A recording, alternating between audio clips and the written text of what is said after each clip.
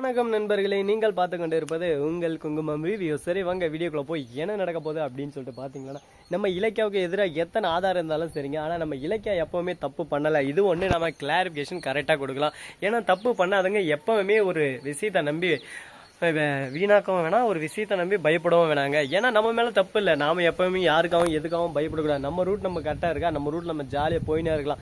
இந்த அவன் எதனா வந்து அட்டம் வந்துடுவான், இவன் எதனா பேசுவான், அவன் எதனா பேசுவான், அதை பற்றி கவலையே படக்கூடாது. அவன் பேசுகிறான்னு சொல்லிட்டு நம்ம வாழ்க்கையை நாம் மாற்றி முடியுமா சொல்லுங்கள் பார்க்கலாம்.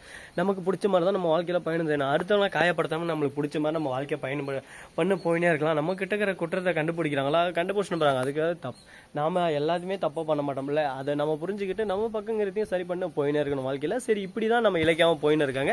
சரி, இப்படி போயின்னு இருக்க இந்த தருணத்தில் கரெக்டாக நம்ம அஞ்சலி இருக்காங்களே, அவங்க இருந்து சரியான கேப் மாதிரி முள்ள மாதிரி முடிச்சு வைக்க அவங்கள வந்து போலீஸ் அரெஸ்ட் பண்ண வராங்க. எதுக்காக அப்படின்னு சொல்லிட்டு பார்த்தீங்கன்னா, நம்ம இலக்கியாவுக்கு எதிராக திருப்போட்ட கேஸ் நம்ம அஞ்சலிக்கே ரிட்டர்ன் வந்துருச்சு. அது எப்படா அப்படின்னு சொல்லிட்டு பார்த்தீங்கன்னா, அது வேற எதுவும் இல்லைங்க. அந்த இளைஞர் கடைக்காரங்கிறான்ல, அவன் இருந்தேன்னு கரெக்டாக உண்மை எல்லாமே ஒத்துக்கிறான். அந்த டாக்டரும் உண்மையை சொல்லிடுறாங்க. இந்த மாதிரி அஞ்சலி வயிற்றுல குழந்தையே இல்லை, எல்லா டாக்டரும் இந்த மாதிரி மிரட்டி பொய் சொல்ல வச்சுருக்கா, என்ன உட்பட 4 டாக்டர் அப்படின்னு சொல்லிட்டு எல்லா டாக்டருமே சாட்சி சொல்ல வந்துடுறாங்க.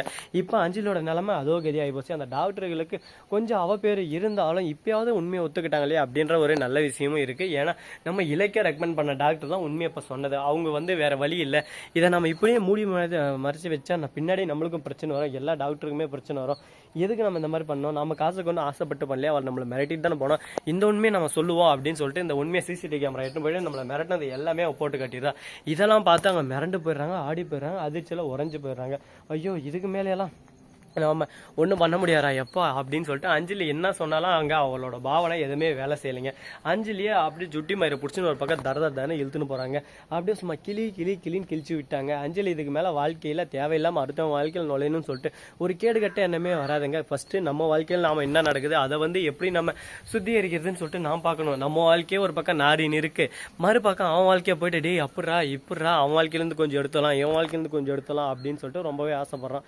ஏன் உதாரணத்துக்கு எப்படின்னு சொல்லிட்டு கரெக்டாக நம்ம தலைவர் நம்ம சாமி இருக்குது சிவன் சாமி, அவரு என்ன வரம் கொடுக்குறா அப்படின்னு சொல்லிட்டு பார்த்தீங்கன்னா, நாய்க்குட்டி இருக்குல்ல அதுக்கு வந்து கரெக்டாக 20 வருஷம் கொடுக்குறாங்க. இல்லை எனக்கு 10 வருஷமே போதும். அந்த குரங்கு குட்டிக்கு 20 வருஷம் தாங்க. இல்லை அது எனக்கு கரெக்டாக 10 வருஷமே போதும் அப்படின்னு சொல்லிட்டு நாய்க்குட்டி வந்து நான் நன்றி உள்ளதாகவே இருக்கும் அப்படின்னு சொல்லிட்டு நல்லாவே தெரியும். அதே மாதிரி குரங்குட்டி எல்லாரையும் சந்தோஷப்படுத்தின்னு இருக்கும். அதே மாதிரி மாடு உழைக்கிறது அதுக்கு வந்து கரெக்டாக 60 வருஷம் கொடுக்குறாங்க. இல்லை சாமி எனக்கு 20 வருஷம் போதும் அப்படின்னு சொல்லிட்டு சொல்லிடுது. இப்போ மிச்சம் அங்கே என்ன இருக்குது, 30 வருஷம் இருக்கா. எந்த நம்ம மனசு இருக்கಲ್ಲ அவனுக்கு 30 வருஷத்தை கொடுத்தா, சாமி எனக்கு இன்னொரு வரம் வேணும் சாமியா அப்படின்னு சொல்லிட்டு கேட்குறான். என்ன அப்படின்னு சொல்லிட்டு, இந்த குரங்கு மாடு அதுக்கப்புறம் நான் இதெல்லாம் வேணான்னு சொல்லிச்சுல, அந்த வரத்தெல்லாம் எனக்கு கொடுத்துரு அப்படின்னு சொல்லிட்டு கேட்குறாங்களாம். அதனால தாங்க மனுஷன் வாழ்க்கை அதே மாதிரி தான் போயின்னு இருக்கு.